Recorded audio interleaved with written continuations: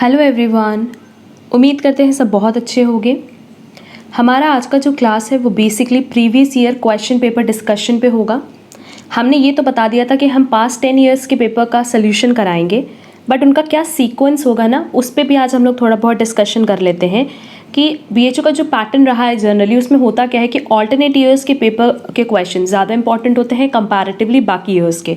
तो ओवरऑल हम लोग को 10 ईयर्स के पेपर्स तो सॉल्व करने हैं नो डाउट, बट उसका पैटर्न क्या होगा या फिर कह लो उसका सीक्वेंस क्या होगा वो हम बता दे रहे हैं कि हम 2018 के पेपर से शुरू करेंगे, देन 2016, 14, 12, 10। जब ये पाँचों पेपर मेरा कवर हो जाएगा देन हम चलेंगे 2019, 2017, 2015, 2013 एंड 2011। तो ओवरऑल इस सीक्वेंस में हम तुम लोगों से पेपर का डिस्कशन करने वाले हैं, पहली चीज़। दूसरी चीज़, जैसे ही हमारा जैसे इफ़ इन केस मान लो आज हम लोग 2018 का पेपर डिस्कस करने वाले हैं, तो 2018 का पेपर डिस्कशन जहाँ हमारा कवर होगा उसके बाद हमारा वीडियो वहाँ एंड नहीं होगा, बल्कि जो हमारे ओवरऑल 8 सब्जेक्ट्स हैं उनमें से किसी भी एक सब्जेक्ट पे 25 to 30 एडिशनल क्वेश्चंस आपके लिए होंगे फॉर प्रैक्टिस, एंड वो एग्जाम पॉइंट ऑफ व्यू से रेलेवेंट क्वेश्चंस भी होंगे, तो वो भी आप साथ ही साथ कवर करते जाना, पहली चीज़।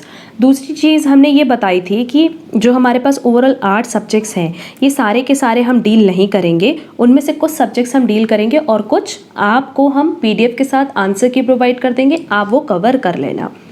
तो जितने भी हमारे न्यूमेरिकल सब्जेक्ट्स हैं, सबसे पहला जैसे अकाउंट्स हो गया, स्टैटिस्टिक्स हो गया, एंड इसके अलावा एक इनकम टैक्स। तो ये 3 पेपर तो हम डिस्कस करेंगे, जिसमें से ये 30 क्वेश्चंस कवर करा था, ये 6 क्वेश्चन एंड ये 6 क्वेश्चन कवर करा था। थ्योरी में हम डिस्कस करेंगे अबाउट इकोनॉमिक्स एंड लॉ। तो इकोनॉमिक्स में से भी 6 क्वेश्चंस की कवरेज थी एंड लॉ में से 12 क्वेश्चंस की कवरेज थी।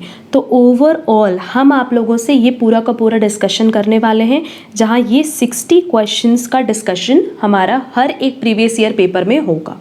क्लियर? इसके अलावा जो हमारा 3 सब्जेक्ट्स हैं, एक तो बिजनेस फाइनेंस है जो कि अगर देखा जाए तो कम्प्लीटली थ्योरी है, एक मनी बैंकिंग है वो भी पूरी तरीके से थ्योरी है, एंड लास्ट हमारा बचा बिजनेस ऑर्गेनाइजेशन एंड मैनेजमेंट, तो ये भी कम्प्लीटली थ्योरी है ना। बिजनेस फाइनेंस अगर याद हो तो इससे ऑन एन एवरेज 24 क्वेश्चंस आने थे, इससे 12 क्वेश्चंस आने थे और इससे 24। तो ये ओवरऑल 60 क्वेश्चंस की प्रैक्टिस आपको खुद करनी होगी, क्योंकि यहाँ पे अगर देखोगे ना तो ये कम्प्लीटली थ्योरी है, जहाँ पे बहुत कुछ समझाने के लिए मेरे पास नहीं होगा। एंड हम उम्मीद करते हैं कि organization and management and money banking तो बिल्कुल सिंपल है, आप लोग क्वेश्चन पढ़ना, आंसर पढ़ना, बहुत ही ईजिली वो चीज़ क्लियर हो जाएगी, क्योंकि हम हर PDF के साथ आपको आंसर की भी दे देंगे। ठीक, फाइनेंस की अगर बात करो तो बिजनेस फाइनेंस कम्प्लीटली थ्योरी तो नहीं है, उसमें कुछ पोर्शन न्यूमेरिकल भी होता है, तो जो न्यूमेरिकल वाला पोर्शन होगा बेटा वो हम कवर करेंगे, बट जो थ्योरी वाला पोर्शन होगा वो आपको खुद से प्रिपरेशन करनी होगी। तो मान करके चलो कि फाइनेंस में से भी हम 10 क्वेश्चन पे डिस्कशन कर लेंगे, एंड बाकी रिमेनिंग जो 14 क्वेश्चंस रहेगा वो आप लोग को खुद ही कंप्लीट करना होगा। अब इस स्ट्रैटेजी में हम एक और चीज़ बता दें कि जैसे ही आज मान लो हम लोग 2018 का पेपर डिस्कस करने वाले हैं, तो 2018 का जैसे ही हम आप लोगों के लिए वीडियो अपलोड करेंगे उसके साथ ही साथ हम आपको PDF एंड आंसर की व्हाट्सएप ग्रुप पे मैसेज कर देंगे, एंड वहाँ से वो भी पॉइंट आप कवर कर लेना। ठीक है, ठीक है। इसके अलावा एक और लास्ट टॉपिक पे हम लोग डिस्कशन कर लेते हैं कि आप लोग का डाउट होता है कि मैम क्या क्वेश्चंस जो है मिक्स करके देता है। नहीं, हम देखो पेपर भी तुम लोग से डिस्कस कर रहे हैं, तो ये 2018 का ही पेपर है हमारे पास जो तुम लोगों का पास्ट ईयर में आया हुआ है, that is MCOM BHU entrance का ही पेपर है ये। तो इसमें जनरली यही होता है ना, सेक्शन ए सेक्शन बी में जिस सीक्वेंस में हमने आपको बताया था इंट्रोडक्शन क्लास में कि कौन कौन से सब्जेक्ट्स होते हैं, तो सीक्वेंस वाइज ही क्वेश्चन दिए रहते हैं। मतलब जैसे पहले 30 क्वेश्चन दिए रहेंगे अकाउंट्स के, देन नेक्स्ट 6 क्वेश्चन होंगे इनकम टैक्स के। ठीक है, चलो अब हम लोग स्टार्ट कर रहे हैं। सबसे पहला 30 क्वेश्चन हमारा अकाउंट्स का है, और अकाउंट्स मेरा सब्जेक्ट है तो अकाउंट्स हम पूरा डील करेंगे। अच्छा, 2018 का ये जो पेपर है ना, इसमें पहले 15 क्वेश्चंस जो रिलेटेड टू अकाउंट्स है उसका वीडियो हमने ऑलरेडी अपलोड किया हुआ है। ठीक, तो उसकी लिंक हम आपको डिस्क्रिप्शन बॉक्स में दे देंगे, वहाँ से आप ये 15 क्वेश्चंस कवर कर लेना, एंड नेक्स्ट 15 क्वेश्चंस अभी हम लोग करेंगे। देखो क्वेश्चन नंबर 16 कह रहा है wholesale price method is under dependent branch, independent branch, foreign branch और हेड ऑफिस ब्रांच। इसका आंसर होगा ए डिपेंडेंट ब्रांच। रीजन भी हमसे क्वेश्चन में पूछा है होलसेल प्राइस मेथड। देखो दो ही तरह के ब्रांच होते हैं, एक होता है डिपेंडेंट और एक होता है इंडिपेंडेंट। अब डिपेंडेंट की अगर हम बात करें या इंडिपेंडेंट की बात करें तो दोनों में डिफरेंस क्या होता है कि डिपेंडेंट ब्रांच वो ब्रांच होता है जो कि कंप्लीटली डिपेंड करता है अपनी बुक्स ऑफ अकाउंट्स को मेंटेन करने के लिए एचओ पे। वो जो भी गुड्स आता है वो भी एचओ से आता है, और जो पैसे भी आते हैं एक्सपेंसेस बेयर करने के लिए वो भी उसको एचओ से ही मिलते हैं, और वो अपनी तरफ से कोई बुक्स ऑफ अकाउंट्स मेंटेन नहीं करता, उसके बिहाफ पे सब कुछ कौन मेंटेन करता है, एचओ करता है। बट इंडिपेंडेंट ब्रांच एक ऐसा ब्रांच होता है जो कि अपनी बुक्स ऑफ अकाउंट्स खुद मेंटेन करता है, डायरेक्टली वो मार्केट में डीलिंग भी करता है, ठीक है, एंड वो अपनी बुक्स ऑफ अकाउंट्स खुद मेंटेन करता है, सब कुछ ट्रेडिंग पीएल बैलेंस शीट वो अपनी खुद बनाता है। तो होलसेल प्राइस मेथड के बारे में पूछा है ना, तो बेसिकली होलसेल प्राइस मेथड में क्या होता है कि जो एचओ है वो ब्रांच को भी गुड्स भेजता है और मार्केट में भी गुड्स सेल करता है, ठीक। बट अगर मान लो जैसे कि इसकी कॉस्ट प्राइस 100 है एचओ की, उसने ब्रांच को इनवॉइस प्राइस पे दिया होगा 110 पे, ठीक। ब्रांच उसको मार्केट में सेल कर रहा होगा 150 पे और एचओ उसको मार्केट में सेल कर रहा होगा 125 पे। मतलब बहुत सारे आप देखोगे तो प्राइसेस होते हैं, और एचओ और ब्रांच के बीच में एचओ बेसिकली एक तरह का होल सेलर होता है जो कि ब्रांच को भी गुड्स भेजता है और मार्केट में भी गुड्स भेजता है। तो सिंपली इसका आंसर हो जाएगा first, dependent branch. Next question पूछा है revenue items in foreign branches should be converted at the current rate, closing rate, opening rate और एवरेज रेट। इसका आंसर होगा 4, एवरेज रेट। रीज़न बीइंग हमसे क्वेश्चन में पूछा है about revenue items, and revenue items मतलब सिंपली हम किसकी बात कर रहे हैं बेटा, ट्रेडिंग पीएल के आइटम्स की बात कर रहे हैं, है ना। तो जितने भी ट्रेडिंग पीएल के आइटम्स होते हैं उनको हम हमेशा कैलकुलेट करते हैं एट एवरेज रेट, ठीक। Next, during the year 2017 Varanasi branch account showed a net profit of 6000। The HO shall pass the journal entry. HO अपनी बुक्स में इसके लिए एंट्री क्या पास करेगा। देखो एचओ के लिए अगर बात करोगे तो ब्रांच कौन होता है, एचओ के लिए ब्रांच होता है डेटर, ठीक है। तो उसकी बुक्स में एंट्री क्या हो जाएगी, branch account debit to PL, है ना। तो इसका करेक्ट आंसर होगा third, Varanasi branch account debit to PL account. Next question, departmental accounts are prepared separately to know the establishment expenses of each department, sales of each department, profit or loss of each department और efficiency of each department।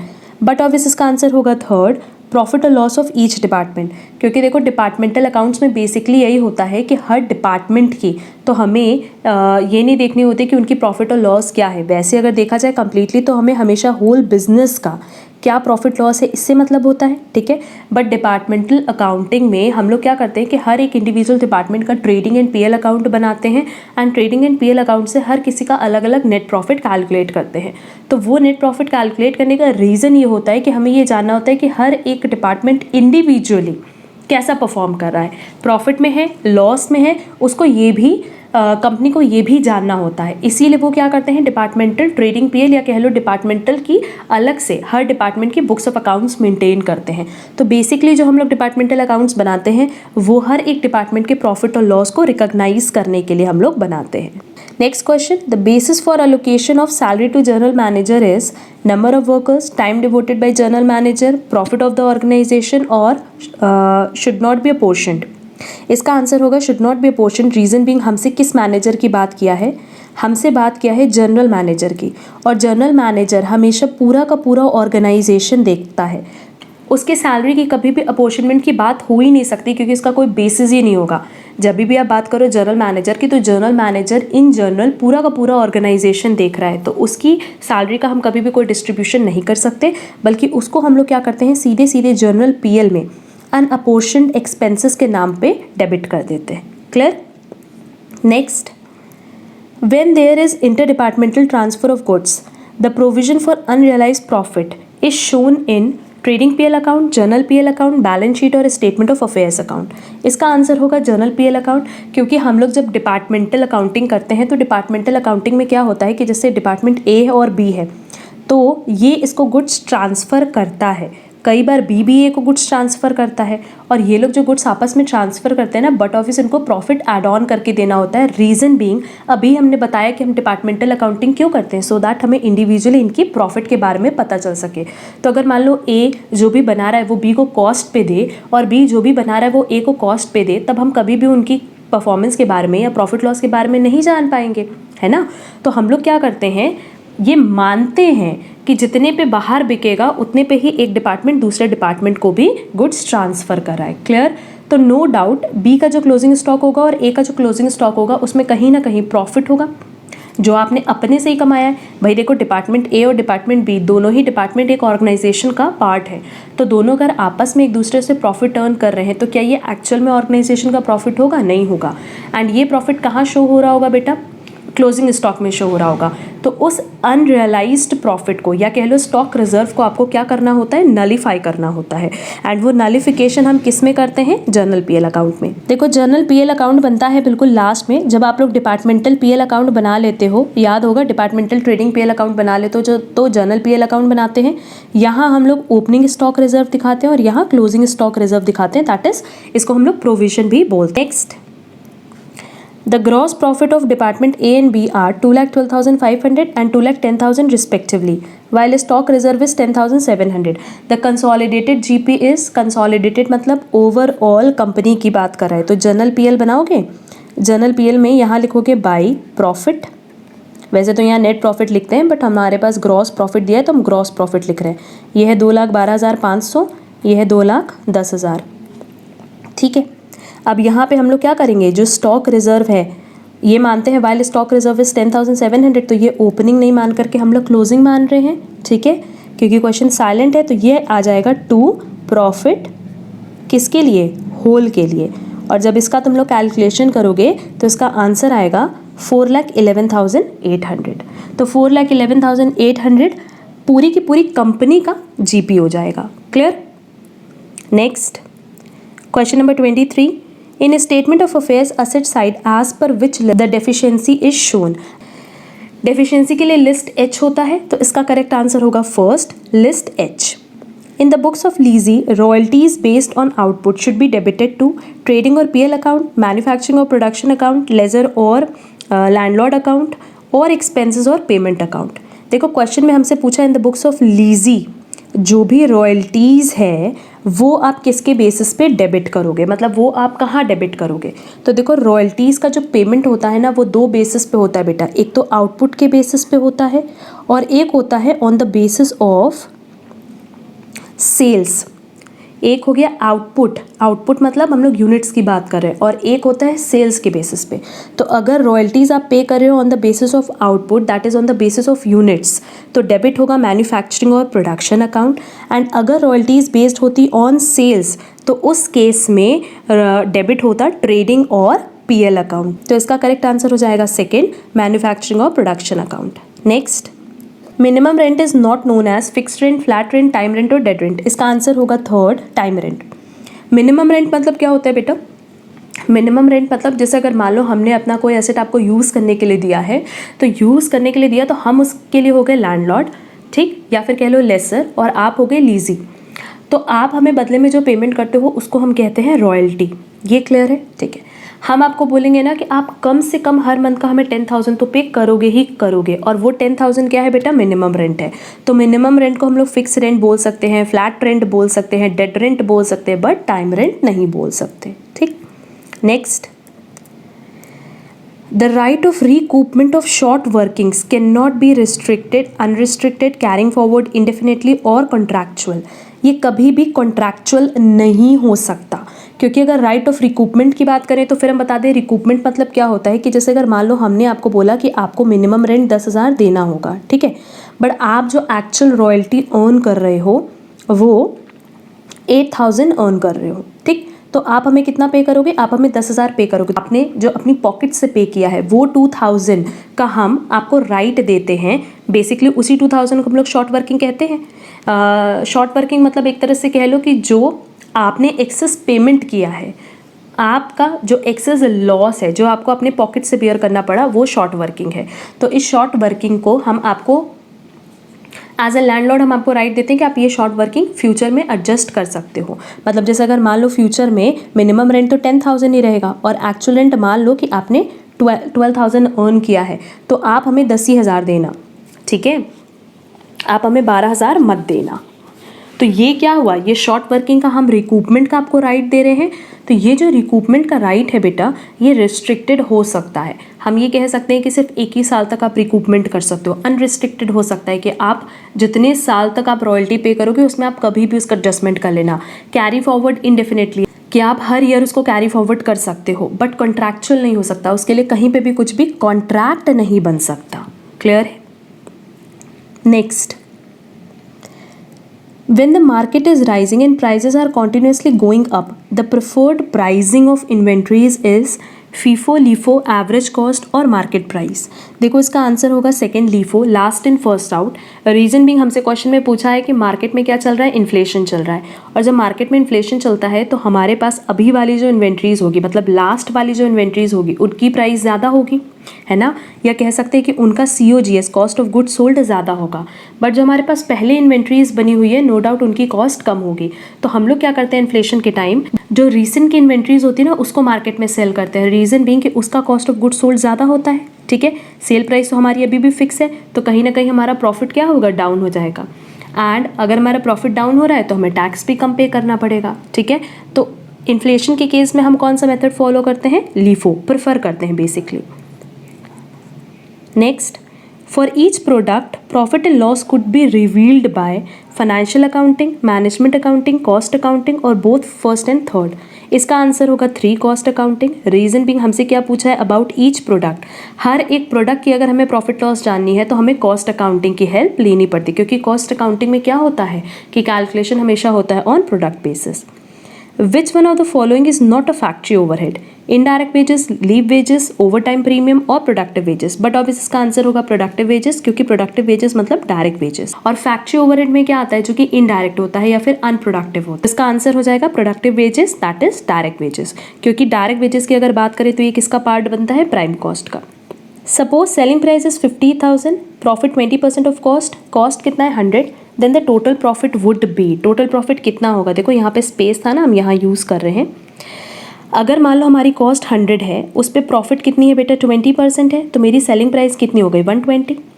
अगर हम profit निकाल रहे हैं cost पे तो 20% आ रहा है, सेलिंग प्राइस पे पहले निकालो कितना आएगा, 20 डिवाइडेड बाय 120, दैट इज 1/6। तो 1/6 ऑफ सेलिंग प्राइस हम कह सकते हैं प्रॉफिट है, और हमारे पास सेलिंग प्राइस कितनी है 50,000, तो 50,000 का 1/6 कितना हो गया, सीधे सीधे हो जाएगा आंसर इसका 8,333.33।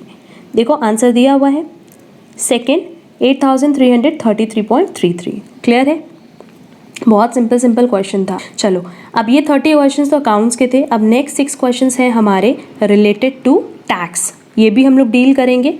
देखो सबसे पहला क्वेश्चन बोला है encashment of earned leave is fully taxable if encashed. देखो ये ऑप्शन आपको दिया जाता है कि आप जब छुट्टी पे हो तो भी आपको आपकी कंपनी पैसा देती है। क्लियर, तो वो जो पैसा है या कह लो इनकम है, वो आपकी अर्निंग तो है नो डाउट, बट अगर आप उसका इनकैशमेंट ना कराओ, मतलब जैसे मान लो हमने 10 दिन छुट्टी ली, हमें पता है कि उस 10 दिन का हमें 1,000 रुपये मिलने वाला है, 10 दिन इंटू 1,000 दैट इज़ 10,000 हमें मिलेगा। अगर वो 10,000 रुपये हम रिटायरमेंट के बाद लें, डेथ के बाद लें या अपनी एम्प्लॉयमेंट ख़त्म होने के बाद लें, तब तो वो टैक्सेबल नहीं होगा। बट अगर हम जिस पॉइंट ऑफ टाइम पे सर्विस प्रोवाइड करें, जिस पॉइंट ऑफ टाइम पे हम जॉब में हैं, अगर हम उस टाइम उसका इनकैशमेंट करा लें तो उसको हमारी इनकम मान करके ये माना जाएगा कि वो हमारी इनकम है और हमें उस पर पूरी तरीके से टैक्स पे करना होगा। तो इसका करेक्ट आंसर हो जाएगा D, during the period of service. Clear है। Next, interest credited in recognized provident fund is exempted up to 9.5% तक एग्जेम्प्ट होता है, एंड इसके बियॉन्ड आपको जो भी इंटरेस्ट मिलेगा किस पे, रिकॉग्नाइज प्रोविडेंट फंड पे, वो टैक्सेबल होगा। Next question, which one of the following allowances is exempted under Indian income tax act. अच्छा, अलाउंसेस पूछा है जो कि एग्जेम्प्ट है। एग्जेम्प्ट की अगर बात करें तो फॉरेन अलाउंस एग्जेम्प्ट होगा, एंड बाकी 3 जो अलाउंस है, dearness allowance that is DA, CCA और मेडिकल अलाउंस, ये कंप्लीटली टैक्सेबल होता है। 3 लिस्ट थी अलाउंसेस की ना, एक फुल्ली टैक्सेबल थी, एक फुल्ली एग्जेम्प्ट थी और एक पार्शियल टैक्सेबल होता है, पार्शियल एग्जेम्प्ट होता है। ठीक, तो फॉरेन अलाउंस फुल्ली एग्जेम्प्टेड होती है और बाकी 3 फुल्ली टैक्सेबल है। Next, for computation of tax agricultural income is added in the total income of, अगर हम बात करें एग्रीकल्चरल इनकम की, तो एग्रीकल्चरल इनकम हमेशा किससे रिलेटेड होनी चाहिए, रिलेटेड टू इंडिविजुअल, तो इसका आंसर होगा first individual. Next, on the basis of residence assessees are divided in Indian and foreigners, resident and non resident Indians, ordinary resident, not ordinary resident and non resident and person, firms and companies. देखो residence की basis पे बात करें तो basically हम लोग पहले categorisation करते हैं रेसिडेंट, नॉन रेसिडेंट, और फिर रेसिडेंट में भी दो होता है, ordinarily resident, non ordinarily resident. तो हमारे पास ये तीन कैटेगरी हो गई ना, ordinarily resident, non ordinarily resident and non resident, तो इसका आंसर हो जाएगा थर्ड। एंड लास्ट क्वेश्चन जो हमारा इनकम टैक्स पे है, बहुत सिंपल सा क्वेश्चन है कि income tax act was passed in which year, तो इस पे हमें आंसर पढ़ने की भी जरूरत नहीं है, सीधे सीधे 1961 हो जाएगा। क्लियर है? अच्छा, अब जब तुम लोग देखोगे नेक्स्ट 24 क्वेश्चंस जो सेक्शन 1 का है, क्योंकि सेक्शन 1 में हम ये 3 पार्ट बताए थे, तो पहला 2 पार्ट हमने कवर करा लिया, और नेक्स्ट जो हमारा पार्ट है रिलेटेड टू बिजनेस फाइनेंस, वो हम पहले ही बता चुके हैं कि वो हम कवर नहीं करेंगे। उसमें कुछ क्वेश्चंस हैं जो कि न्यूमेरिकल होंगे, वो हम आप लोगों के लिए कवर कर लेंगे, पर बाकी सारा क्वेश्चन हम लोग कवर नहीं करेंगे। चलो चलेंगे नेक्स्ट क्वेश्चन पे, तो इसमें हम लोग देख भी लेते हैं। देखो ये सारे तो तुम्हारे थ्योरी हैं, ठीक है, इनका हम PDF सेंड कर देंगे, और साथ ही साथ हम इसका आंसर की भी सेंड कर देंगे। ये पूरा फाइनेंस का क्वेश्चन है, क्वेश्चन नंबर 37 से लेकर के 24 क्वेश्चन है ना, तो क्वेश्चन नंबर 60 तक आपका बिजनेस फाइनेंस है। ठीक, सब देख रहे हो, थ्योरी है। देखो क्वेश्चन नंबर 53 और 54 न्यूमेरिकल है, तो ये दोनों हम आप लोगों को बता देते हैं। क्वेश्चन नंबर 53 में कह रहा है, if debentures of ₹1 lakh carrying 12% interest are issued at a discount of 5% and the expenses on issue is 1000 and it is redeemable after 10 years, what will be the cost of debenture. हमसे KD calculate करने के लिए बोल रहा है और redeemable है, तो देखो यहाँ पे हम कैलकुलेट कर दे रहे हैं कि KD इज इक्वल टू क्या होगा, रिडीमेबल के केस में फॉर्मूला हम बता दे रहे पहले, I that is interest 1 minus tax plus redemption value minus net proceed divided by जितनी आपकी लाइफ है, whole divided by redemption value plus net proceed divided by 2 into 100। ये हमारा फॉर्मूला है फॉर कॉस्ट ऑफ डिबेंचर्स के calculation के लिए। ठीक है, तो देखो हम लोग हमेशा मानते हैं कि डिबेंचर्स कितने का है, 100 रुपीज़ का है, और उसी के बेसिस पे कैलकुलेशन भी करते हैं। तो इंटरेस्ट कितना है, 12%, तो इंटरेस्ट कितना हो जाएगा, 12 रुपये। टैक्स दिया नहीं है, ठीक है। रिडम्पशन वैल्यू के लिए एज सच क्वेश्चन में कहीं पे भी कुछ भी नहीं बोला है, तो रिडम्पशन वैल्यू हम हमेशा कितना मानते हैं बेटा, 100। अगर कुछ लिखा होता कि रिडम्पशन के टाइम प्रीमियम है, डिस्काउंट है, तो उसका एडजस्टमेंट कर देते। अब देखो नेट प्रोसीड मतलब कि जिस टाइम इशू हुआ था उस टाइम किस रेट पे इशू हुआ था, तो कह रहा है 100 रुपये का है, बट ये इशूड हुआ है डिस्काउंट पे, तो सीधे सीधे 5 रुपीज़ इसमें से माइनस करोगे तो 95 आएगा। एंड उसके अलावा देखो कह रहा है expenses on issue is 1000, expenses कितना है, 1000, ठीक है, और टोटल डिबेंचर्स कितना था, 1 लाख। तो अगर हम 1000 को 1 लाख पे कैलकुलेट करें तो एक्सपेंसेस कितना हो गया, 1% हुआ, 1000 डिवाइडेड बाय 1 लाख इंटू 100 1% होगा, तो 1% किसका, फेस वैल्यू का, तो इसका 1% हम लोग माइनस करते हैं, दैट इज़ 1 रुपीज़। तो हमारे पास नेट प्रोसीड आ जाएगी कितनी, 94, कि जब इशू हुआ था तो इशू के टाइम कितना पैसा मिला था, 94, और रिडम्पशन के टाइम हम कितना पे करें, 100। अब देखो बस फॉर्मूले पे वैल्यू पुट करना है, KD is equal to 12 plus 100 minus 94, and redeemable कितना है आफ्टर 10 years, तो divided by 10 whole divided by 100 plus 94 divided by 2 into 100। जब इसको हम लोग सॉल्व करेंगे तो ऑन एन एवरेज आंसर आएगा 12.989%, दैट इज आंसर हो जाएगा 13%। Clear? 10% preference shares of 100 issued at par value, issue expenses amount to 2 rupees and cost of preference share capital after tax will be, हमसे KP calculate करने बोल रहा है, cost of preference share, ये भी हम यहीं कैलकुलेट कर दे रहे हैं। देखो इसका तो सीधा सीधा फॉर्मूला है KP का, है ना। इसमें अगर हम लोग बात करें तो preference dividend divided by net proceed into 100, क्योंकि यहाँ पे रिडम्पशन वैल्यू या फिर आफ्टर रिडम्पशन कुछ दिया नहीं है। प्रेफरेंस डिविडेंड कितना है, फिर से हमें क्वेश्चन देखना पड़ेगा। प्रेफरेंस डिविडेंड हमारा 100 पे 10%, दैट इज़ 10 रुपीज़ हो गया, और इशू प्राइस कितनी होगी, 100 माइनस 2 दैट इज़ 98, है ना। तो 10 डिवाइडेड बाय 98 इंटू 100। क्लियर है? इसको जब हम लोग सॉल्व करेंगे तो हम लोगों का आंसर आ जाएगा 10.20%, ऑन एन एवरेज 10.20 आएगा। आगे देखो सारा थ्योरी क्वेश्चन है, तो पहला सेक्शन देखो यहाँ पे कंप्लीट हो गया क्वेश्चन नंबर 60 पे। अब हम लोग सेकंड सेक्शन पे चल रहे हैं। सेकंड सेक्शन में पहला 24 क्वेश्चंस हमारा है related to business management and organization, तो वो हमने पहले बता दिया कि हम डील नहीं करेंगे। नेक्स्ट 12 क्वेश्चन है हमारा लॉ से रिलेटेड, वो हम डील करेंगे। और फिर नेक्स्ट क्वेश्चन है, नेक्स्ट 12 क्वेश्चन है मनी एंड बैंकिंग से रिलेटेड, तो जो कि हमने बताया कि मनी एंड बैंकिंग में हम डील नहीं करेंगे, रीज़न बीइंग कि पूरी तरीके से थ्योरी है। तो इसका पहला 24 क्वेश्चन हम उम्मीद कर रहे हैं कि आप आराम से कर लोगे सॉल्व, ठीक है। हम इसके आंसर की प्रोवाइड कर देंगे। तो सीधे सीधे हम लोग आ जाए क्वेश्चन नंबर 85 पे, क्योंकि 84 तक किसका पोर्शन है, बिजनेस मैनेजमेंट एंड ऑर्गेनाइजेशन का। हम सब्जेक्ट भी तुम लोगों को बता दे रहे हैं। अब आओ लॉ पे, कह रहा था doctrine of privity of contract is concerned with IT Act 2000, let the buyer beware, consideration और sale of goods act 1930। इसका आंसर क्या होगा, सी कंसिडरेशन, क्योंकि प्रिविटी ऑफ कॉन्ट्रैक्ट की बात कर रहा है and privity of contract related है हमारा कंसिडरेशन से रिलेटेड। मतलब कि कॉन्ट्रैक्ट में जब भी हम लोग कोई कॉन्ट्रैक्ट करते हैं तो कॉन्ट्रैक्ट में कुछ ना कुछ इन रिटर्न होना ज़रूरी है, बट उसका कुछ एक्सेप्शन भी है, बस उसी से रिलेटेड है हमारा doctrine of privity of contract. Next, unpaid seller has a right to repay the price, lien, repudiate the contract और none of the above। इसका करेक्ट आंसर है lien। unpaid seller मतलब देखो, सेलर आपको गुड सेल करता है तो basically उसको बदले में क्या चाहिए होता है, पैसे चाहिए होते हैं। और यहाँ पे अगर क्रेडिट सेल करा है तो आपने प्रॉमिस किया होगा कि आप उनको पेमेंट करोगे, दैट इज बायर ने प्रॉमिस किया होगा कि वो उनको पेमेंट करेगा। पर अगर बायर पेमेंट नहीं करता है, ठीक, सेलर ने गुड्स तो सेल कर दिया बायर को, बट अभी अगर मान लो कि सेलर को पैसे नहीं मिले बट सेलर के पास पोजीशन है गुड्स की, क्लियर है। हमने क्या बोला कि गुड्स की जो पोजीशन है दैट इज़ फिजिकली वो गुड्स किसके पास है, अभी भी सेलर के पास है। तो सेलर चाहे तो वो गुड्स अपने पास रोक करके रख सकता है जब तक बायर उसको पैसा ना दे। लीन का मतलब भी यही होता है कि सेलर के पास राइट है, क्योंकि देखो सेल के केस में होता क्या है, यहाँ जब आप बात करो तो आप बात करो सेल की। सेल में होता क्या है कि तुरंत ओनरशिप ट्रांसफ़र हो जाती है, बट पोजीशन अगर आपके पास है तो भी आपके पास राइट है, क्योंकि ओनर तो बायर बन चुका है, बट स्टिल सेलर उसको रोक करके रखेगा सिर्फ इसलिए ताकि उसको उसके गुड्स का पेमेंट मिल जाए। Clear. Next, an agreement not enforceable by law is said to be void contract, illegal agreement, void agreement और वॉइडेबल कॉन्ट्रैक्ट। देखो सबसे पहले हमसे पूछा है कि एक अग्रीमेंट जो कि लॉ में इन्फोर्सेबल नहीं है, तो वॉइड कॉन्ट्रैक्ट और वॉइडेबल कॉन्ट्रैक्ट तो नहीं हो सकता, क्योंकि यहाँ पे कॉन्ट्रैक्ट है और कॉन्ट्रैक्ट मतलब जो कि ऑलरेडी पहले अग्रीमेंट था और वो इन्फोर्स्ड हुआ होगा बाय लॉ, तभी उसको कॉन्ट्रैक्ट में कन्वर्ट किया गया है।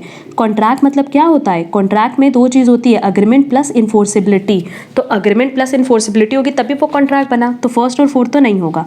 थर्ड देखो, थर्ड बोला है वॉइड अग्रीमेंट। वॉइड अग्रीमेंट मतलब क्या होता है, जो फ्रॉम द वेरी बिगिनिंग जिसकी वैल्यू जीरो होती है। लेट्स से अगर हमने माइनर के साथ कोई अग्रीमेंट किया तो माइनर के साथ जो अग्रीमेंट है वो कभी भी कॉन्ट्रैक्ट नहीं बनता, दैट इज वो फ्रॉम द वेरी बिगिनिंग उसकी वैल्यू जीरो है, वो इन्फोर्स नहीं होती बाय लॉ। तो इसका करेक्ट आंसर हो जाएगा 3, that is void agreement. Clear है। Next, which one of the following is not a feature of partnership. Unlimited liability तो होती है, direct motivation, mutual agency relationship होता है, अटमोस्ट गुड फेथ होता है। डायरेक्ट मोटिवेशन जैसे यहाँ पे कोई चीज़ नहीं है। Next, where the consent of both the parties is given by mistake the contract is void, valid, voidable और इलीगल। देखो सिंपल सी बात है कि ये चीज़ याद रखना कि वॉइडेबल बेसिकली कंसेंट की बात किया है ना, और जब कंसेंट फ्री नहीं होता, दैट इज़ अगर हमारा फ्री कंसेंट नहीं है, मतलब अगर हम दोनों लोग कॉन्ट्रैक्ट में एंटर कर रहे हैं बट हम में से किसी एक का कंसेंट फ्री नहीं है, अपनी मर्जी से नहीं दिया गया है, तो वहाँ पे बेसिकली कॉन्ट्रैक्ट कैसा होता है, वॉइडेबल होता है। But in case of mistake, अगर दोनों साइड से गलती हुई है, मिस्टेक हुई है, तो उस तरह के कॉन्ट्रैक्ट को हम कहते हैं वॉइड कॉन्ट्रैक्ट। क्लियर है मेरा पॉइंट। अदरवाइज क्या होता है, वॉइडेबल होता है। और वॉइडेबल मतलब क्या होता है कि जिस पार्टी के साथ गलत हुआ है, दैट इज जो इनोसेंट पार्टी है, उसको ये राइट दिया जाता है कि वो चाहे तो कॉन्ट्रैक्ट कंटिन्यू करे, चाहे तो डिसकंटिन्यू करे। ऐसा कब होता है, जब कंसेंट फ्री नहीं होता। मेरा पॉइंट क्लियर है ना। तो ओवरऑल कंसेंट फ्री नहीं होने के 5 केसेस है। फर्स्ट है कोअर्जन, सेकेंड है undue influence, third fraud, next miss representation and last is mistake. तो पहले 4 केसेस में आपका कॉन्ट्रैक्ट वॉइडेबल होता है। और मिस्टेक के केस में भी ये चीज़ बताए कि अगर दोनों तरफ से गलती हुई है तो उस तरह के कॉन्ट्रैक्ट को हम वॉइडेबल नहीं बोल करके वॉइड बोलते हैं, कि उस कॉन्ट्रैक्ट की वैल्यू क्या हो जाएगी, 0। क्लियर है। Next, the meaning of the doctrine of caveat emptor is let the buyer beware, that is second. Next, oppose to public policy means देखो पब्लिक पॉलिसी को अपोज करना मतलब जो पब्लिक के लिए पॉलिसी बनाई गई है, जो या कह लो कि सोसाइटी के फेवर में नहीं है, पब्लिक के फेवर में नहीं है, उसका क्या मतलब है? If the court regard it as immoral, अगर कोर्ट के पॉइंट ऑफ व्यू से वो सही चीज़ नहीं है, अगर कोर्ट के अकॉर्डिंग ऐसी एक्टिविटी नहीं है कि वो पब्लिक में की जा सकती है या पब्लिक के लिए की जा सकती है, तो उसको हम कहते हैं opposed to public policy. Next, a contract to do or not to do something if some event collateral to such contract does or does not happen is called, but obviously इसका आंसर होगा contingent contract, क्योंकि question में क्या बोला है? a contract to do or not to do something if some event collateral to such contract does or does not happen। जैसे हम लोग बोल, अगर शिप अराइव की तो हम आपको गुड्स सप्लाई करेंगे, अगर शिप डूब गई, ठीक है, तो उस केस में हम आपको गुड्स की सप्लाई नहीं कर पाएंगे। तो बेसिकली हमारा कॉन्ट्रैक्ट किस पे डिपेंड कर रहा है? एक कोलेट्रल इवेंट पे, कि अगर वो कोलेट्रल इवेंट के होने या ना होने पे ही हमारा कॉन्ट्रैक्ट डिपेंड है, तो ऐसे कॉन्ट्रैक्ट को हम कहते हैं contingent contract. Next, an instrument in writing containing N unconditional order signed by the maker is called bill of exchange. क्योंकि यहाँ पे देखो क्या बता रहा है? अनकंडीशनल। ऐसा नहीं है कि पेमेंट टाइम आप बोलोगे कि नहीं नहीं अभी तो हम आपसे पहले और 10,000 यूनिट्स लेंगे और उसके बाद पेमेंट करेंगे, मतलब वहाँ पे कोई कंडीशन नहीं होती, कोई टर्म्स एंड कंडीशंस नहीं होती। आपने जब उधार पे गुड्स खरीदा तो आप एक बिल साइन करोगे और बिल साइन करते टाइम किसी भी तरह की कोई कंडीशन नहीं होती, कोई टर्म्स एंड कंडीशंस नहीं रख सकते, ठीक है। Next, a person who receives a negotiable instrument in good faith and for valuable consideration is known as holder, holder for value, holder in due course और होल्डर इन राइट। इसका answer होगा third, holder in due course. Next, which one of the following is not a feature of company? Company का feature इसमें से कौन सा नहीं है? बट ऑब्वियस म्यूचुअल एजेंसी, क्योंकि म्यूचुअल एजेंसी किसका फीचर है बेटा? पार्टनरशिप का। कंपनी की कॉमन सील होती है, कंपनी को आर्टिफिशियल पर्सन की तरह ट्रीट किया जाता है, दैट इज इसकी एग्जिस्टेंस तो होती है in the eyes of law, but इसको हम आर्टिफिशियल पर्सन की तरह ट्रीट करते हैं, बट ऑब्वियसली नेचुरल पर्सन नहीं है। And last is perpetual cessation, के कोई भी आए कोई भी जाए, क्या कंपनी बंद हो जाती है? नहीं होती है। तो इसका मतलब सिंपली इसका आंसर क्या हो जाएगा? Mutual agency. Next, non transferability of share is a feature of but obvious private company, क्योंकि प्राइवेट कंपनी में आपको अपने बीच में ही या अपने जान पहचान के लोगों के बीच में ही, रिलेटिव्स, फ्रेंड्स एंड फैमिली के बीच में ही अपनी कंपनी के शेयर्स रखने होते हैं, सो दैट पूरी की पूरी जो पावर है वो आपके पास रहे। तो प्राइवेट कंपनी में ये राइट नहीं होता कि आप अपने शेयर्स को ट्रांसफ़र कर सको। Next, actual money is related to, देखो अब क्वेश्चन नंबर 97 से अगर बात करो तो हम लोग आ गए सीधे मनी एंड बैंकिंग पे, यहाँ से लेकर के नेक्स्ट 12 क्वेश्चंस अब आप खुद करोगे। रीजन बिंग के सारे थ्योरी के क्वेश्चंस हैं and money banking simple topic है, हम इसकी भी आंसर की आपको प्रोवाइड कर देंगे। अब देखो 109 से अगर बात करें तो 109 से लेकर के 114 तक हमारे पास इकोनॉमिक्स के क्वेश्चन होंगे एंड 115 से लेकर 120 तक स्टैटिस्टिक्स के क्वेश्चन होंगे, और ये दोनों ही पॉइंट हम लोग को डील करना है। देखो 109, which one of the following is not the responsibility of a business economist? To earn reasonable profit on capital employed, to make successful forecasting, recruitment and selection, to inform the management for errors। इसका answer क्या हो जाएगा? Simply recruitment and selection, क्योंकि बोला है कि business economist की इसमें से कौन सी रिस्पॉन्सिबिलिटी नहीं होती। भाई रिक्रूटमेंट एंड सिलेक्शन किसका काम है? मैनेजमेंट का काम है, इकोनॉमिस्ट का काम थोड़ी है। इकोनॉमिस्ट का काम तो ये है कि वो ये बताएगा कि आप कैसे प्रॉफिट अर्न कर सकते हो कैपिटल एम्प्लॉयड पे, कैसे फोरकास्टिंग कर सकते हो। पर रिक्रूटमेंट एंड सिलेक्शन की बात करें तो बेसिकली किसका काम है? मैनेजर्स का, दैट इज मैनेजमेंट का। Clear? Next, business economics mainly help the firm in decision making and planning, क्योंकि बिजनेस इकोनॉमिक्स की बात करें तो इकोनॉमिक्स हमें बेसिकली इन्हीं दो चीज़ों में हेल्प करता है कि हम किस तरीके से फ्यूचर का डिसीजन लेंगे, दैट इज़ फोरकास्टिंग कर सकते हैं, एंड किस तरीके से हम उसके बारे में प्लानिंग कर सकते हैं। Next, the correct relationship among AM, GM and HM is arithmetic mean, geometric mean and harmonic mean, but obvious arithmetic mean हमेशा ज़्यादा होगा कंपैरेटिवली ज्योमेट्रिक मीन से, ज्योमेट्रिक मीन हमेशा ज़्यादा होगा कंपैरेटिवली हार्मोनिक मीन से। तो इसका करेक्ट आंसर हो जाएगा 4, AM is greater than equal to GM is greater than equal to HM। Which one of the following means is most affected by extreme values? Extreme values मतलब let's say अगर हमारे पास एक series दी हुई है 1, 2, 3, 4, 5, तो ये जो 1 और 5 है ये एक्सट्रीम वैल्यूज़ है, मतलब एंड वैल्यूज़ जो है उन्हीं को हम एक्सट्रीम वैल्यूज़ कहते हैं। तो ये सबसे ज़्यादा अगर हम बात करें तो अरिथमेटिक मीन इससे अफेक्ट होगा। रीज़न बीइंग कि अरिथमेटिक मीन जब आप लोग मीन कैलकुलेट करते हो तो समेशन ऑफ एक्स लेते हो ना, मतलब इन सब को आप कंसिडर करते हो, 1 को भी इंक्लूड करते हो, 5 को भी इंक्लूड करते हो, इसलिए अरिथमेटिक मीन एक्सट्रीम वैल्यू से सबसे ज़्यादा अफेक्ट होता है। Formula for coefficient of variation is, coefficient of variation बोला है तो simply standard deviation upon mean into 100। ठीक है, ये हमने पढ़ा है डिस्पर्जन में, वही चीज़ हम यहाँ पे भी बता दिए। दैट इज इसका आंसर क्या हो जाएगा, S D upon mean into 100। Next, which one of the following measures of dispersion has a different unit other than the unit of measurement of values? Range, mean deviation, standard deviation और variance. इसका answer क्या होगा, but obvious variance, क्योंकि variance मतलब क्या, जो कि हम लोग कह सकते हैं कि हम लोग इस तरीके से डिनोट करते हैं, तो यहाँ पे बोला which one of the following measures of dispersion as a different unit other than the unit of measurement of values. तो डिस्पर्जन में तो हम लोग 4 ही चीज़ लेते हैं, range, mean deviation, standard deviation and quartile deviation. ठीक है, और जो स्टैंडर्ड डेविएशन निकलता है उसी का स्क्वायर करते हैं तो वेरिएंस आता है, तो उसका करेक्ट आंसर क्या हो जाएगा, 4 variance. Next, which is the most preferred type of average for index number? देखो इंडेक्स नंबर के लिए बोला है तो इंडेक्स नंबर के लिए हम लोग हमेशा ज्योमेट्रिक मीन को ही प्रेफर करते हैं। ठीक है, इंडेक्स नंबर की बात किया इसलिए हमने ज्योमेट्रिक मीन कंसिडर किया। And last question is the Drobisch Bowley price index formula is. अच्छा, डॉर्बिश-बोले का अगर पूछे तो सीधे क्या था, Laspeyres plus Paasche's divided by 2, that is arithmetic mean of Laspeyres and Paasche's index number. Clear है?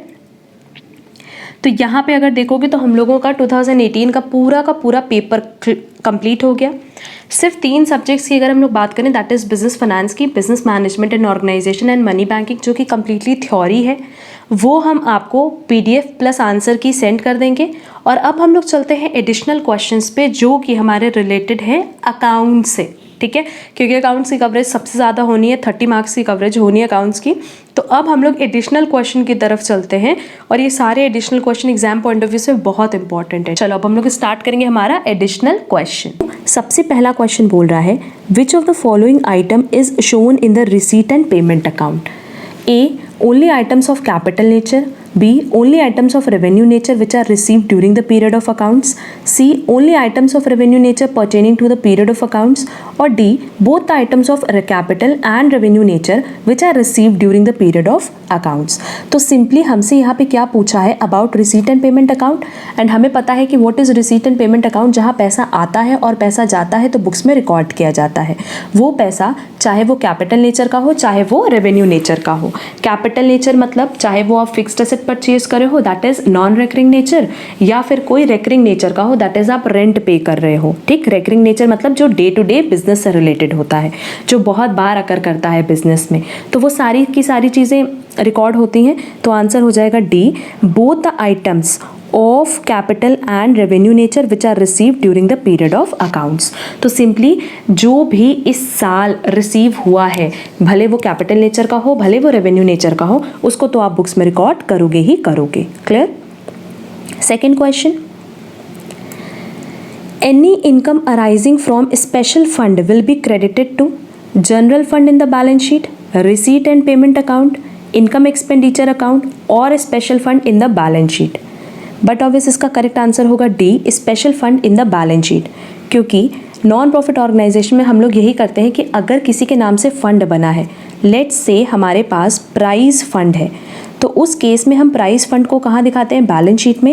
एंड प्राइज फंड से रिलेटेड जितने भी एक्सपेंसेस हैं, जैसे प्राइज डिस्ट्रीब्यूशन का हो गया है ना, प्राइस डिस्ट्रीब्यूशन का, प्राइस अवार्ड का, जो भी तुम्हारा एक्सपेंसेस होगा वो तुम कहाँ लेस करोगे, प्राइस फंड से।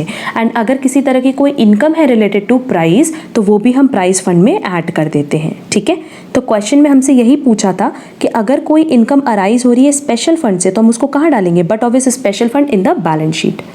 Next question, there are 100 members each paying an annual subscription of 500. The receipt and payment account shows arrear subscription of 4500, advance subscription 6000 and current is 44500. How much amount to be credited in the income and expenditure account? Question में हमसे पूछा है about income and expenditure account. अगर हम income and expenditure account की बात करें तो सिंपली वो ये बोलता है कि करंट ईयर से रिलेटेड जितनी भी इनकम और करंट ईयर से रिलेटेड जितना भी एक्सपेंस है वो आपको बुक्स में दिखाना है। तो देखो, अगर हम लोग बात करें करंट ईयर से रिलेटेड, तो करंट ईयर से रिलेटेड कितना है, 100 मेंबर्स को एनुअल सब्सक्रिप्शन देना है 500, तो सीधे सीधे हमें सब्सक्रिप्शन कितना अर्न हम कर रहे हैं करंट ईयर के लिए, 100 इंटू 500 दैट इज़ 50,000। ठीक है, तो इसका करेक्ट आंसर हो जाएगा डी 50,000। बाकी क्वेश्चन में जो भी चीज़ें हमारे लिए दी हुई थी सब इररेलेवेंट थी। ठीक, तो इसका आंसर हुआ डी, इसका हो गया डी और इसका हो गया डी।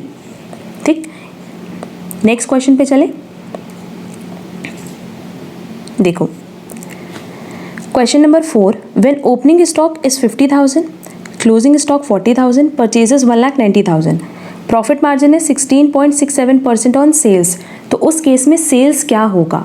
तो सिंपली अगर हमारे पास ओपनिंग स्टॉक, क्लोजिंग स्टॉक और परचेजेस दिया है तो सबसे पहले हम क्या निकाल लें, COGS निकाल लें, कॉस्ट ऑफ गुड्स सोल्ड, जो कि क्या होता है opening stock plus purchases minus closing stock,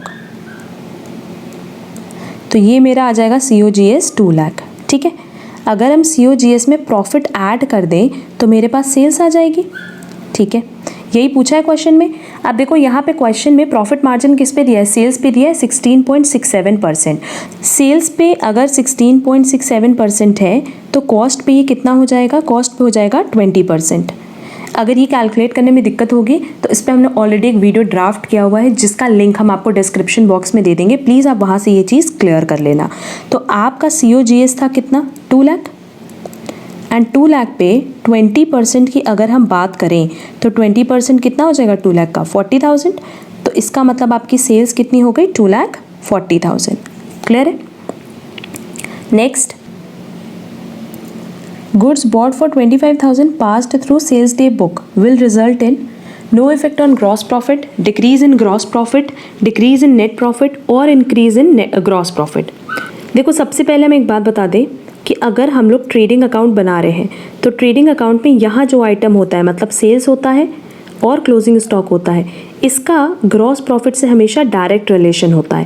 that is इसका किस तरह का रिलेशन होगा, डायरेक्ट रिलेशन, कि अगर ये इंक्रीज़ होगा तो ग्रॉस प्रॉफिट भी इंक्रीज़ होगा। बट अगर इस साइड के आइटम्स है जैसे ओपनिंग स्टॉक है, परचेजेस है, तो इनसे बट ऑब्वियस ग्रॉस प्रॉफिट का किस तरह का रिलेशन होगा, इनडायरेक्ट रिलेशन, क्योंकि जैसे जैसे इसकी वैल्यू बढ़ेगी ना इसकी वैल्यू घटती जाएगी। ठीक है, तो क्वेश्चन में पूछा है कि अगर आपने 25,000 का गुड्स खरीदा था और वो गलती से आपने सेल्स डे बुक में डाला था, तो देखो ये है, अगर मान लो हमने परचेज़ किया था कितने का, 25,000 का, तो पहली बात तो हमने यहाँ पे डाला नहीं, तो वैसे ही हमारा GP बढ़ के दिख रहा होगा क्योंकि परचेज़ घट के दिख रहा है, और सेल्स हमने 25,000 डाला है जो कि एक्चुअली में थी ही नहीं, तो सेल्स बढ़ के दिख रही है, तो GP और बढ़ करके दिखेगा, यही ना, क्योंकि परचेजेस के साथ इनडायरेक्ट रिलेशन है और सेल्स के साथ कैसा रिलेशन है बेटा, डायरेक्ट रिलेशन है। तो सेल्स बढ़ा तो GP भी बढ़ा, परचेज घटा तो GP भी बढ़ा। इसका मतलब इसका सीधे सीधे आंसर क्या हो जाएगा, D, increase in gross profit. Next question पे चलेंगे, which of the following will result in disagreement of trial balance, A sales return treated as purchase, B purchase return treated as sales, C Ram account wrongly credited instead of Shyam account, D undercasting cash book by 1100। इसका correct answer but obvious होगा D, undercasting cash book by 1100। मतलब जब हम सिर्फ cash book को 1100 से कम दिखा रहे हैं इसका मतलब दूसरा अकाउंट इफेक्ट नहीं हो रहा है ना। फर्स्ट केस में देखो सेल्स रिटर्न परचेज इन दोनों का डेबिट बैलेंस होता है और ये दोनों ही अफेक्ट हो रहे हैं, परचेज रिटर्न को सेल्स की तरह ट्रीट कर रहे हैं और दोनों का ही बैलेंस क्रेडिट बैलेंस होता है, तो उसका भी कोई इम्पैक्ट नहीं पड़ेगा। एंड राम अकाउंट को गलती से श्याम अकाउंट में दिखाया तो उसका भी किसी तरह का कोई इम्पैक्ट नहीं पड़ेगा। ठीक है, तो इस केस में अगर देखा जाए पहले 3 केस में तो ट्रायल बैलेंस आपका अफेक्ट नहीं होगा, बट लास्ट में कह रहा है कि सिर्फ कैश बुक 1100 से अंडरकास्ट है, मतलब कैश बुक 1100 से कम दिख रही है, इसके साथ साथ कोई दूसरा अकाउंट अफेक्ट नहीं हुआ, तो उस केस में आपका ट्रायल बैलेंस मैच नहीं करेगा। तो इसका करेक्ट आंसर है D, undercasting cash book by 1100। चलेंगे नेक्स्ट क्वेश्चन पे, question number 7, in a joint venture X and Y sharing profit and loss equally, X purchased goods costing 40,000 and Y sold the goods for 50,000. X is entitled to get 1% commission on purchase and Y is entitled to get 5% commission on sales. The profit will be, तो simply ये बन जाएगा, यहाँ आएगा हमारा 2 purchases, purchase किसने किया है, X ने किया है, कितना 40,000, और Y ने क्या किया है, सेल किया है कितने का, 50,000 का। ठीक है, इसके अलावा इन दोनों को कमीशन मिल रहा है, तो कमीशन कितना कितना मिल रहा है ये देखो, कमीशन मिला है X को 1% कमीशन मिला है परचेज का, तो 1% हो गया 400, और Y को 5% मिला है कमीशन किसका, सेल का, तो Y का कितना हो गया 2500 कमीशन, ठीक है। अब 50,000 में से अगर हम 40,000 और ये 2900 माइनस कर दें तो सीधे सीधे हमारे पास आंसर आ जाएगा 7100। तो इसका करेक्ट आंसर होगा बी 7100, ठीक है। सिर्फ प्रॉफिट ही तो निकालने बोला था। नेक्स्ट क्वेश्चन नंबर 8 कह रहा है कि what is the nature of joint venture with co venture account, A nominal account, B personal account, C real account और D memorandum account. But obvious इसका आंसर होगा B personal account. Reason being हमसे क्या पूछा है कि जब हम जॉइंट वेंचर बना रहे हैं विद को वेंचर अकाउंट, को वेंचर मतलब एक पर्सन के साथ जब अकाउंट बना रहे हैं तो उसमें यही चीज़ लिखते हैं कि कितना अभी उनके पास से पैसा आना है या जाना है, ठीक है। तो किस तरह का अकाउंट हो जाएगा बेटा, पर्सनल अकाउंट।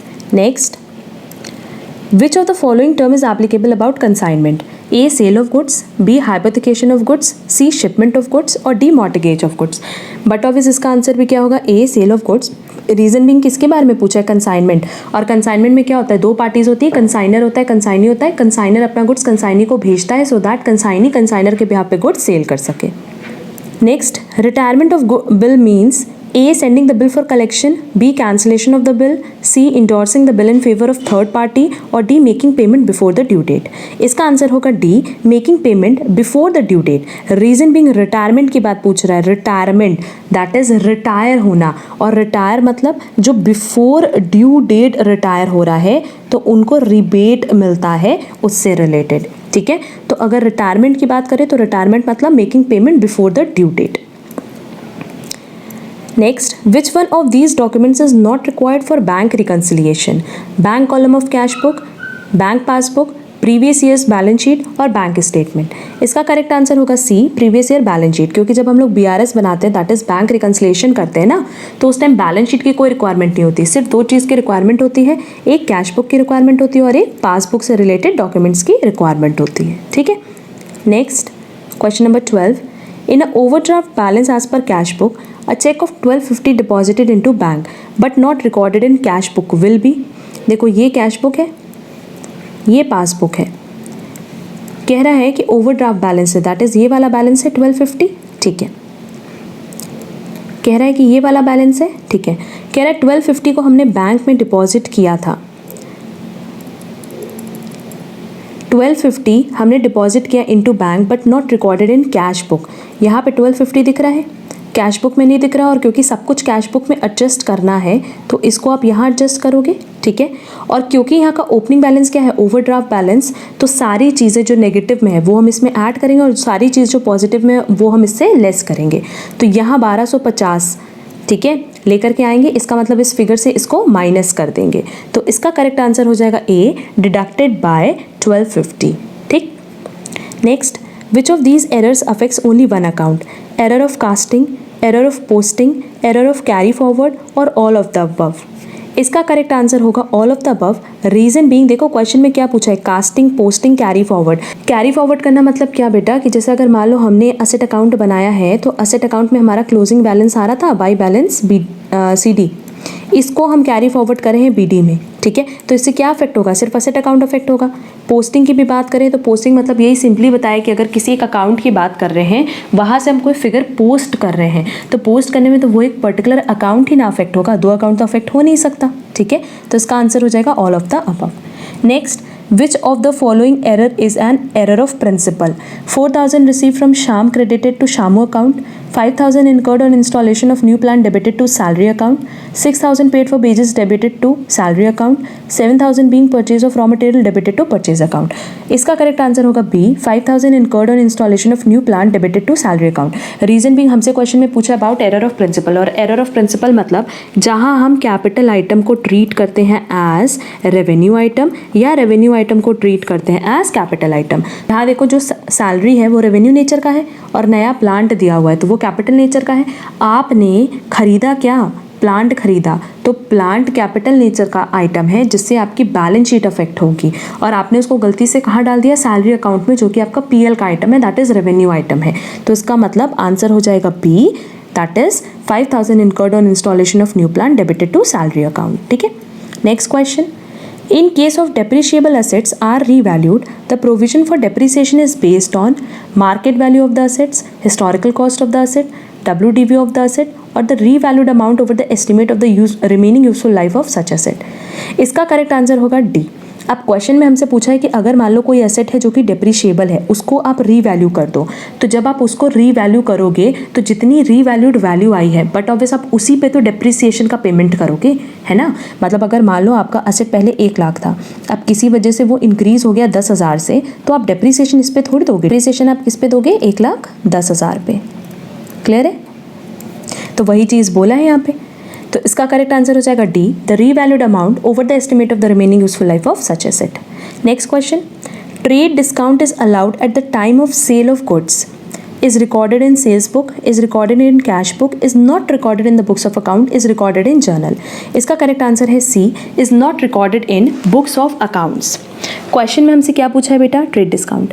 ट्रेड डिस्काउंट मतलब जो कि सबके लिए कॉमन होता है, ठीक है। अगर मान लो आपकी सेल प्राइस 100 है तो आप ट्रेड डिस्काउंट 10% का डिसाइड किया, इसका मतलब 10 रुपये का डिस्काउंट सबको दोगे, इसका मतलब ओवरऑल आपकी प्राइस कितनी बच गई, 90। तो बुक्स में ना आप हर जगह 90 पे ही रिकॉर्ड करोगे, क्यों, क्योंकि सेंस ही नहीं बनेगा, आप हर बार दिखाओगे कि 10 रुपये का आपने ट्रेड डिस्काउंट दिया है। आपको तो पता है कि हर आप एक कस्टमर को 10 रुपये का डिस्काउंट देने वाले हो, तो इसलिए हम सिर्फ उसको नरेशन में मेंशन करते हैं और कहीं नहीं। तो इसका करेक्ट आंसर है C, is not recorded in books of account. A debit note issued to a creditor for goods returned is to be recorded in the purchase return book, journal proper, purchase book और bills receivable book। देखो अगर हम लोग बात करें about debit note, तो हमेशा याद रखना, लर्न करने का तरीका है कि परचेज हमेशा डेबिट होता है तो उसके लिए डेबिट नोट, सेल्स हमेशा क्रेडिट होता है तो उसके लिए क्रेडिट नोट। ठीक, अगर परचेज के लिए डेबिट नोट है तो परचेज रिटर्न के लिए भी डेबिट नोट होगा, सेल के लिए क्रेडिट नोट हो तो फिर सेल्स रिटर्न के लिए भी क्रेडिट नोट ही होगा। क्लियर। तो यहाँ पे हम डेबिट नोट दे रहे हैं बट किसके लिए, गुड्स को रिटर्न करने के लिए। तो डेबिट नोट कब दिया होगा, डेबिट नोट कब होगा, जब परचेज होगा, एंड रिटर्न कब होगा, जब परचेज रिटर्न होगा। तो आंसर हो जाएगा A, purchase return book. Next, the determination of expenses for an accounting period is based on the concept of consistency concept, periodicity concept, time lines concept और industry practice. इसका answer हो जाएगा periodicity concept. कह रहा है कि अगर आप एक पर्टिकुलर अकाउंटिंग पीरियड के लिए खर्चों को बुक करते हो, किसके लिए, एक पर्टिकुलर अकाउंटिंग पीरियड के लिए, तो बट ऑब्वियस आप पीरियोडिसिटी कॉन्सेप्ट फॉलो कर रहे हो। एंड पीरियोडिसिटी कॉन्सेप्ट यही बोलता है कि आप कोई भी एक्सपेंस और इनकम जब बुक्स में रिकॉर्ड करते हो वो एक पर्टिकुलर पीरियड के लिए होना चाहिए। Let's say 3 months, 6 months, 12 months और 15 मंथ्स। ठीक है, इस पे हमने ऑलरेडी एक वीडियो बनाया हुआ है पीरियोडिसिटी कंसेप्ट पे। अगर आपको डिटेल नॉलेज चाहिए तो वो आप डिस्क्रिप्शन बॉक्स में लिंक प्रोवाइड किया हुआ है, वहाँ से आप उसको क्लियर कर लेना। Next, decrease in the amount of creditors results in increase in assets, increase in cash, decrease in cash और नो चेंज इन असेट। इसका आंसर होगा डिक्रीज इन कैश, क्योंकि अगर क्रेडिटर की वैल्यू डिक्रीज हुई, क्रेडिटर कौन है, जिनको ऑर्गेनाइजेशन को पे करना है, तो अगर क्रेडिटर की वैल्यू डिक्रीज हुई इसका मतलब हमने उनको पेमेंट किया होगा, और पेमेंट किया होगा तो हमारा कैश भी डिक्रीज हो जाएगा। ठीक। Next, subscription received in advance to be shown in liability side of the balance sheet, asset side of the balance sheet, income and expenditure account और जर्नल। इसका करेक्ट आंसर होगा A, liability side of the balance sheet. Question में देखो ना क्या पूछा है, पूछा है सब्सक्रिप्शन रिसीव्ड इन एडवांस। अब subscription received in advance, subscription क्या है, इनकम है, और अगर कोई भी इनकम आप एडवांस में रिसीव कर रहे हो, ठीक है, आपने उसके लिए काम नहीं किया फिर भी आप रिसीव कर रहे हो, तो एक तरह से अनअक्रूड हो गई। ठीक है, और नॉन प्रॉफिट ऑर्गेनाइजेशन का जो वीडियो हमने पोस्ट किया था उसमें हमने क्लियरली बताया था कि फॉर नॉन प्रॉफिट ऑर्गेनाइजेशन हम 2 ही टर्म यूज़ करते हैं, एक आउटस्टैंडिंग, एक प्रीपेड। ठीक है, तो यहाँ पे अगर हम लोग बात करें तो सिंपली ये बोल रहा है सब्सक्रिप्शन रिसीव्ड इन एडवांस, जो आपने एडवांस में रिसीव की इनकम है ना। ठीक है, तो यहाँ पे आपका आंसर हो जाएगा liability side of the balance sheet. Clear है। Next, which of the following is an accounting equation. हमें पता है asset is equal to capital plus liability, तो इसका करेक्ट आंसर हो जाएगा B, capital is equal to asset minus liability, क्योंकि liability इधर लाओगे तो asset is equal to capital plus liability हो जाएगा। ठीक है। Next, question number 22, AS09 AS9 deals with inventory valuation, depreciation accounting, revenue recognition और कैश फ्लो स्टेटमेंट। इसका करेक्ट आंसर होगा रेवेन्यू रिकॉग्निशन। इन्वेंट्री वैल्यूएशन की बात करें तो ये AS2 है, डेप्रिसिएशन अकाउंटिंग की बात करें तो AS6 है, वैसे ये मर्ज हो गया है with AS10। And cash flow statement की बात करें तो ये AS3 है। ये सारे नाम भी तुम लोग को याद करने हैं, तो बेसिकली यहाँ से कुछ कुछ पोर्शन याद होता जाएगा, ठीक है। Question number 23, Y draws a trade bill of 12,000 for 6 months on X after holding the bill for 2.5 months, Y discount the bill with bank at the rate 10% per annum, the amount of discount on bill is. अब देखो simply ये चीज़ कह रहा है कि मेरे पास 12,000 का bill था, बिल 6 महीने का था, बट हमने कितने मंथ होल्ड किया है, 2.5 months होल्ड किया। इसका मतलब अभी रिमेनिंग कितना टाइम पीरियड है, कितने टाइम बाद पैसा मिलेगा, 3.5 मंथ बाद, 3.5 months बाद पैसा मिलेगा। इस पर 10% के हिसाब से हमें बैंक पेमेंट कर रहा है और बैंक को 10% के हिसाब से इंटरेस्ट चाहिए, तो वो डिस्काउंट कितने मंथ का चार्ज करेगा, बट ऑब्वियस 3.5 मंथ का चार्ज करेगा। रीज़न बीइंग कि ये बिल का पैसा उनको कितने मंथ बाद मिलना है, 3.5 मंथ, और वो आपको बेनिफिट कितने महीने पहले दे रहे हैं, 3.5 मंथ, तो वो जो चार्ज करेंगे वो कितने मंथ्स के लिए होगा, 3.5 महीने के लिए। इसका करेक्ट आंसर होगा बी, दैट इज 350। कैलकुलेट कर लेना इसको, ठीक है। Next, bills receivable books is a part of journal, ledger, profit and loss account और बैलेंस शीट। इसका करेक्ट आंसर है ए, जर्नल, क्योंकि bills receivable and bills payable पहले तो सब्सिडियरी बुक का पार्ट हुआ करती थी, बाद में उसको कम्प्लीटली पार्ट बना दिया गया जर्नल का, दैट इज जर्नल प्रॉपर का। क्लियर। नेक्स्ट जो कि आज का लास्ट क्वेश्चन है, X of Delhi sent out certain goods at cost plus 25% of cost. Invoice value of good is 1,20,000. 4/5 of the goods were sold by consignee at 1 lakh. Commission 2% up to invoice value and 10% of any surplus above invoice. The amount of commission will be, देखो commission पूछा है, ठीक है, तो commission सबसे पहले कह रहा है कि 2% है अप टू इन्वॉइस वैल्यू, ठीक है। तो हमारे ओवरऑल गुड्स की इन्वॉइस वैल्यू कितनी थी, 1,20,000। इसका हमने कितना बेचा, 4/5 बेचा, और जितना सेल करोगे उतने पे ही तो तुम लोग को कमीशन मिलेगा। तो जो बिका है गुड्स उसकी इनवॉइस प्राइस कितनी है बेटा, 96,000। तो ये कह रहा है कि 96,000 पे हम 2% देंगे, ठीक है, plus 10% of any surplus above cost. इसको हमने बेचा कितने पे है, ये जो 4/5 गुड्स है ये बिका है 1 लाख पे, ठीक है। तो 96,000 का गुड्स बिका 1 लाख पे, तो 4,000 एक्सेस पे बिका, और यहाँ कह रहा है कि जितना भी सरप्लस है उसका हम 10% आपको एडिशनल देंगे। तो 10% किसका देंगे, 4,000 का, ठीक है। तो इसका करेक्ट आंसर कैलकुलेट करने के बाद आएगा बी, दैट इज 2320। क्लियर। इसको सॉल्व कर लेना, आंसर आ जाएगा 2320, ठीक। अगर इन क्वेश्चन से रिलेटेड कहीं पे भी कोई प्रॉब्लम होगी तो आप कमेंट बॉक्स में कमेंट ज़रूर करना।